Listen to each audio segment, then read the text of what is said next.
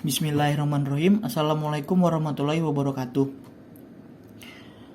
Di sini saya ingin menampilkan hasil UTS saya yang telah saya kerjakan dengan mata kuliah metodologi penelitian dengan dosen Pak Saifuddin. Di sini saya membahas metode prototyping selain dari waterfall.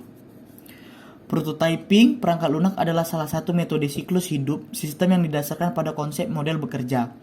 Tujuannya adalah mengembangkan model menjadi sistem final atau sistem akan dikembangkan lebih cepat daripada metode tradisional dan menekan biayanya menjadi lebih rendah. Ada banyak cara untuk melakukan prototyping, begitu pula dengan penggunaannya. Ciri dari metode ini adalah pengembangan dan pelanggan dapat melihat dan melakukan pengerjaan dengan bagian dari sistem komputer dari sejak awal proses pembangunan. Ada 7 tahapan dalam pembuatan prototyping. Yang pertama, pengumpulan bahan. Yang kedua, membangun prototyping. Yang ketiga, evaluasi prototyping. Yang keempat, mengkodekan sistem. Yang kelima, menguji sistem. Keenam, evaluasi sistem. 7, menggunakan sistem. Di sini saya mengutip dari jurnal yang berjudul Pengembangan e-marketplace pertanian dengan metode prototype yang diketik atau dibuat oleh Tri Sandika Jaya dan Dewi Kania Widiawati pada tanggal 7-8 bulan November tahun 2019. Di sini saya mengutip dari jurnal ini yang telah dibuat oleh beliau-beliau. Langsung saja saya langsung masuk ke metode-metodenya. Yang pertama itu ialah pengumpulan kebutuhan. Pelanggan dan pengembang bersama-sama mendefinisikan format dan kebutuhan keseluruhan perangkat lunak, mengidentifikasikan semua kebutuhan dan garis besar sistem yang akan dibuat. Yang kedua, membangun prototype. Membangun prototyping dengan membuat perancangan sementara yang berpusat pada penyajian kepada pelanggan, misalnya dengan membuat input dan contoh outputnya. Yang ketiga, evaluasi prototype. Evaluasi ini dilakukan oleh pelanggan. Apakah prototyping yang sudah dibangun sudah sesuai dengan keinginan pelanggan? Jika sudah sesuai, maka langkah keempat akan diambil. Jika tidak, maka prototyping akan diperbaiki dengan mengulang langkah 1, 2, dan 3. Pengkodean sistem. Dalam tahap ini, prototyping yang sudah disepakati diterjemahkan dalam bahasa pemrograman yang sesuai. Kelima, penguji sistem. Setelah sistem sudah menjadi suatu perangkat lunak yang siap pakai, harus dites dahulu sebelum digunakan. Pengujian ini dilakukan dengan metode black box testing. Teknik decision table atau teknik decision table. Yang keenam, evaluasi sistem. Pelanggan mengevaluasi apakah sistem yang sudah jadi sesuai dengan yang diharapkan. Jika sudah, maka langkah ketujuh dilakukan. Jika belum, maka mengulangi lagi dari langkah 1 dan 2. Yang ketujuh, menggunakan sistem. Perangkat lunak yang telah diuji dan diterima pelanggan siap digunakan. Dari jurnal itu dapatlah metode atau fase pertama dari pengumpulan kebutuhan. Pengumpulan kebutuhan. Tahap ini berfokus pada fitur-fitur yang dikembangkan dalam sistem. Dalam sistem terdapat 3 hak akses pengguna, yaitu konsumen, reseller, dan pelapak, dan administrator. Berikut adalah fitur-fitur yang ada di sistem. Untuk fitur level konsumen dengan rincian sebagai berikut. 1. Halaman statis untuk profil perusahaan dan lainnya. Halaman video tutorial pemesan dan pembayaran. Halaman galeri foto produk perusahaan. Halaman testimoni konsumen. Kelima, manage atau edit profil konsumen. 6. Keranjang belanja.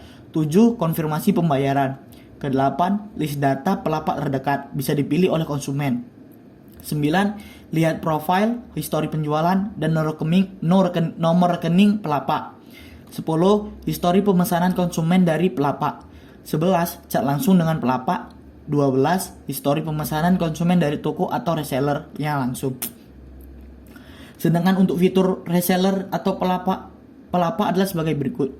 Yang pertama, dapat memantau stok produk. Yang kedua, transaksi pembelian atau penambahan stok. Yang ketiga, transaksi penjualan ke konsumen. Yang keempat, cek pembayaran konsumen. Kelima, kelola nomor rekening pelapak. Keenam, bisa menambahkan catatan ke konsumen saat order. Ketujuh, report keuangan, misalnya total belanja, penjualan, dan modal penjualan. Kedelapan, report bonus, referral, dan reward. Yang kesembilan, edit data dan profile edit data profil dan alamat atau domisili pelapak. Yang kedua, membangun prototype. Membangun prototyping dengan membuat perancangan sementara yang berpusat pada penyajian kepada pelanggan. Misalnya dengan membuat input dan contoh outputnya. Perancangan dapat dilihat pada use case diagram administrator, buyer, dan reseller.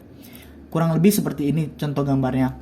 Dari administrator, dia memberikan ke manage ke buyer dan reseller dan pelapak dan pembeli juga. Sedangkan untuk case-nya si buyer atau konsumen seperti ini. Dan ini untuk case reseller. Setelah membuat use case diagram, maka dilanjutkan dengan membuat desain antar muka pengguna atau contohnya itu seperti ini. Ini untuk halaman pertamanya atau berandanya. Ini untuk halaman reseller atau pelapaknya. Dan ini untuk halaman administrator.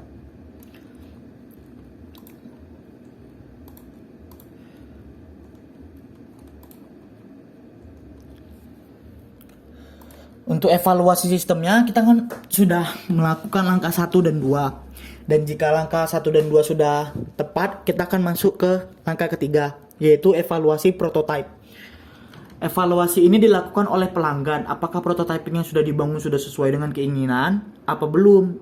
Kalau belum, kita akan kembali ke 1 dan 2. Tetapi kan kita sudah bisa dibilang kita sudah sesuai, maka kita akan lanjutkannya ke langkah keempat, pengkodean sistem. Pada tahap ini, prototype dibuat dengan bahasa pemrograman PHP dengan konsep framework. Hasil dari pengodean dapat dilihat pada gambar ini. Seperti ini kurang lebihnya. Lalu kita masuk ke pengujian sistem. Setelah sistem sudah menjadi suatu perangkat lunak yang siap pakai, harus dites dulu sebelum digunakan. Pengujian ini dilakukan dengan metode black box testing. Untuk pengujian menggunakan teknik decision table test. Uji black box teknik decision table akan berfokus pada 3 test case, yaitu proses login, konfirmasi pembayaran, transaksi penjual ke reseller ke konsumen. Berdasarkan hasil uji yang dilakukan, maka dapat disimpulkan bahwa hasil pengujian dengan rule yang ditetapkan memiliki tingkat kesamaan 99,5%. Lalu kita masuk ke evaluasi sistem. Di evaluasi sistem, pelanggan berdasarkan hasil pengujian, maka dapat dari penghasil ujian kita yang sebelum-sebelumnya dapat diterima dan digunakan oleh pelanggan. Dari jurnal ini kesimpulannya sudah didapatkan, yaitu yang pertama, pengembangan e-market pertanian berhasil dibuat dengan hasil pengujian menggunakan metode black box teknik decision table menghasilkan tingkat keberhasilan 100%. Saya dari hasil pekerjaan saya ini bersumber dari jurnal ini dan web ini. Kurang lebih begitu saja hasil UTS saya. Lebih kurang saya mohon maaf. Terima kasih.